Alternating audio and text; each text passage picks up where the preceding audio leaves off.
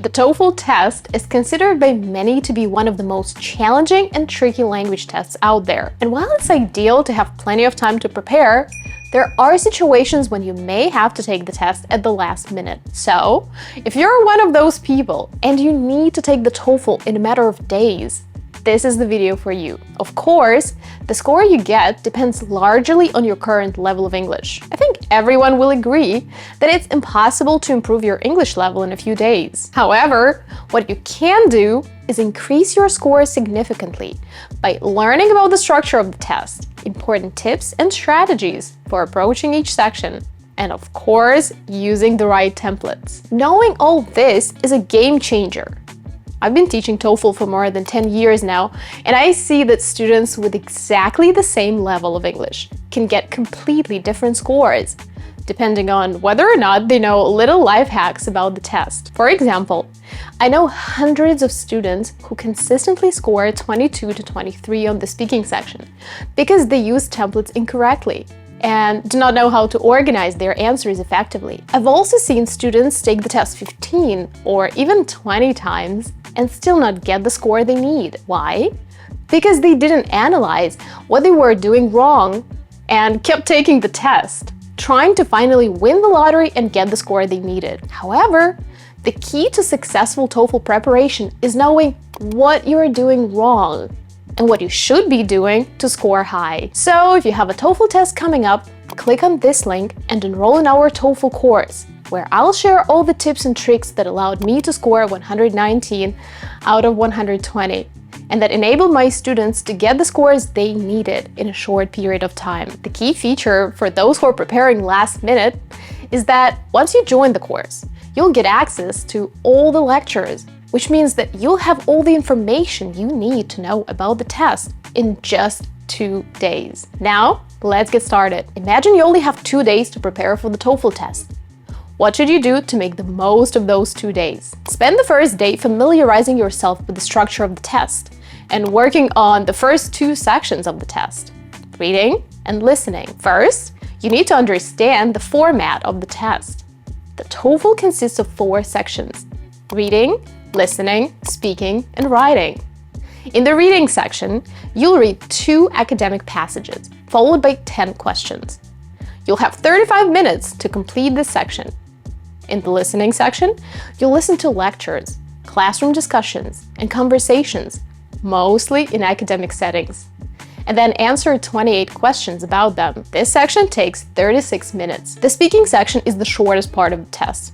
It only has 4 tasks, and you have 16 minutes to complete them. The first task requires you to answer a question in 45 seconds, while the others require you to read short texts, listen to lectures or conversations, and discuss what you've heard and read in 60 seconds. Finally, in the writing section, you'll have 2 tasks. One is called the integrated writing task. You'll have to read a passage, listen to a lecture on the same topic, and then summarize the information from both the passage and the lecture. The second task is called the Writing for an Academic Discussion task. It asks you to write a short post expressing your opinion in response to the professor's question. It's only 10 minutes long. You can find more information about each section on the ETS website. However, since you only have 2 days to prepare, don't waste too much time on it. You will understand the structure of the test much better once you start practicing. Now that you know the format of the test,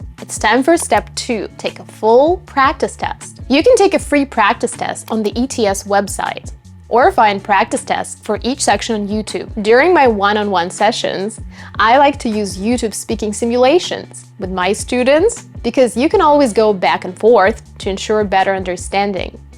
Once you complete the full-length practice test, you will have a better idea of the test format and be able to identify your strengths and weaknesses. I recommend that you keep a spreadsheet of your scores. You will receive a score for both reading and listening when you finish. However, evaluating your speaking and writing skills is a little more difficult.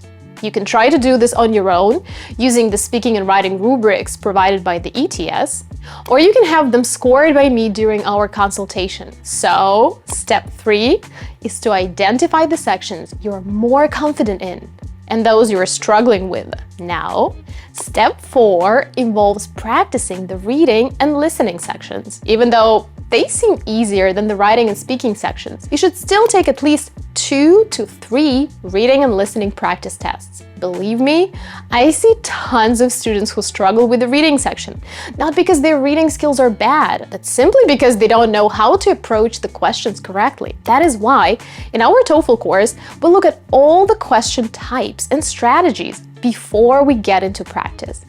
So, first, study the question types and strategies for them, and then take at least 2 to 3 practice tests. Try to stay within the time limit. You may spend a little more time on the first practice test because you want to figure out how to use the strategies correctly. But avoid doing that on the remaining practice tests. A little tip from me here: don't read the text for the reading section. Go straight to the questions. They're all organized in such a way that you don't need to read the entire passage to answer them correctly, even the last summary question. Then, do the same for the listening section. You don't need to focus as much on the question types here. Instead, do more practice tests and work on your note-taking skills. In the TOEFL listening section, you'll first have to listen to long conversations and lectures, and then answer the questions. You won't be able to listen to the recording again, so your notes are your only chance to make sure you get all the questions right. They'll also ensure that your mind doesn't wander and you don't get distracted. You can use abbreviations and symbols to help you take notes more quickly. For example, I usually use arrows instead of writing "as a result," "this is because," "this leads to," and so on. A little tip from me: as you listen to the audio, try to predict what the speaker will say next based on the context and your understanding of the topic. This can help you stay engaged and anticipate the flow of information. Write down 5 to 10 new words from each reading and listening test that you didn't know and that prevented you from getting the correct answer. I remember when I was practicing, I would just have notes open on my phone and I'd write down every word where I'd be like, "Oh no, I wish I knew that word." It would have helped me answer the question. Just write the word down in your notes and translate it after you finish the section. Then, try to make up small sample sentences to help you remember it. You can find reading and listening practice tests on the ETS website, on YouTube, or on the KMF and Weishu platforms. These are Chinese platforms that offer free practice tests. Their first page is in Chinese, but once you select the test, you'll be redirected to a completely Chinese-free website that will simulate the conditions of the test. This is important because if you practice with paper resources, you will not feel very confident on the day of the test, and you may lose points. Also, if you feel that you don't have enough time to complete a full reading or listening practice test, you can practice with this website. It allows you to do just one passage and 10 questions, or listen to a conversation and answer questions afterward. There is no timer, so you'll have to time yourself. Don't forget to enter all your scores in the spreadsheet to monitor your progress. If you see that your listening scores are good, focus on the reading section, and vice versa. Now, for day 2, focus on speaking and writing, and set aside some time at the end of the day for final review and confidence building. Step number 1, begin with the writing section. Complete at least 3 integrated essays. You can use the KMF platform for practice questions. The integrated task requires you to read the text and listen to a lecture that contradicts the text. It's important to work on your notes and typing skills. To improve your typing, use the Fast Fingers website. Start with the top 200 words. Then move on to the top 1,000 words. And finally, take the individual typing test. Step number 2, work on the writing for an academic discussion task. There are many examples of prompt questions online, so just use Google to find them. Since you've already practiced your typing skills, you should just focus on answering the question and providing enough detail. Simply put, this assignment is about answering a question in a short post. Write at least 150 words instead of the 100 words the assignment requires. Also, review grammar points that are challenging for you.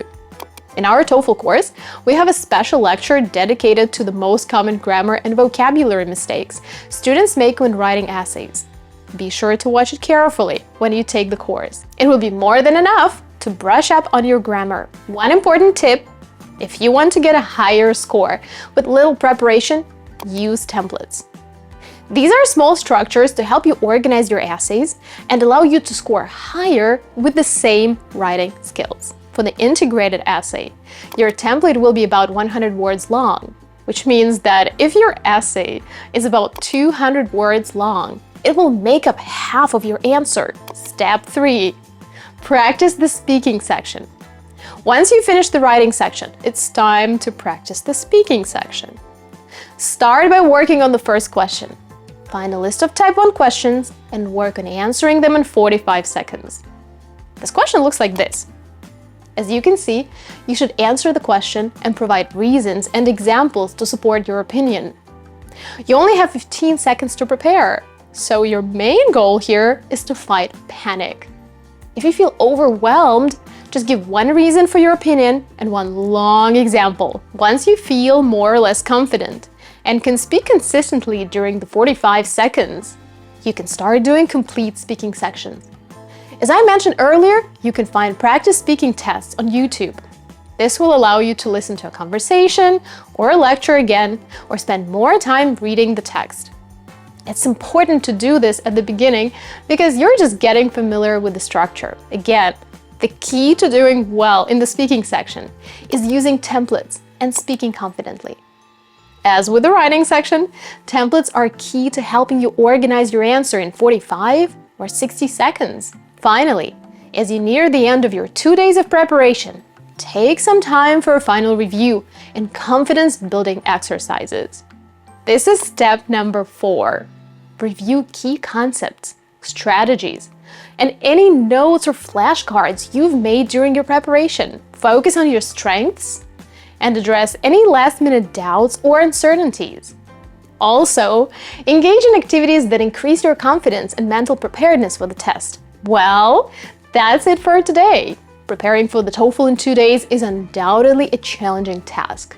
But remember that with careful planning, focused practice, and a positive attitude, it's entirely possible to achieve great results. While time may be limited, your determination and dedication can ultimately lead you to your dream score.